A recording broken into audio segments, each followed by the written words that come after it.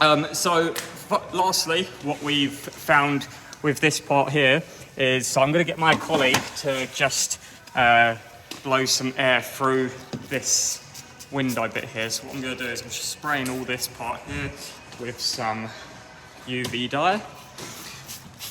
So quite soapy there. And then what we'll do is we'll just blow some air through the windscreen here. So what my colleague's going to do is just from the inside here, just blow that.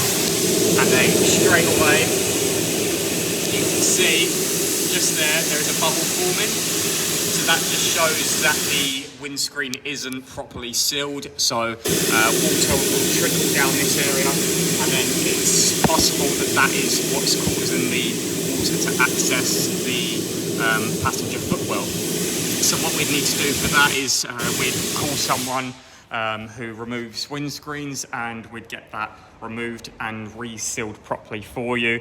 And then what we'd do is once that's all refitted, we'll do a further test just to make sure that is all sealed nicely for you.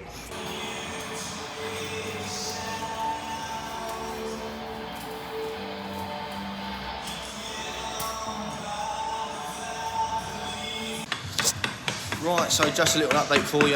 Got the screen out, as you can see. My colleague's just doing the weld under there. Turns out the screen was fine, nothing wrong with the screen. It's actually a weld underneath, which is what we sort of thought. So obviously with these situations, you don't know until the screen's out. But now that we've got access to the weld, we're going to do that. And the screen's over here, just getting ready to put back on. So just another update for you. So as you saw in the previous video, we were just chiseling out this little area behind the windscreen. So we're now just putting a bit more sealant around the seams here, as it seems like there is a little slight crack just underneath the windscreen. So it's definitely worth taking the windscreen out. So it's very difficult to see, but you can kind of see through this hole here. So it's not that large hole there. There is a little tiny crack just to the left of it.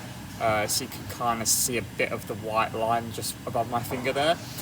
So we're just going to be sealing up around this area, which will get to that part there and should hopefully stop the leak coming through.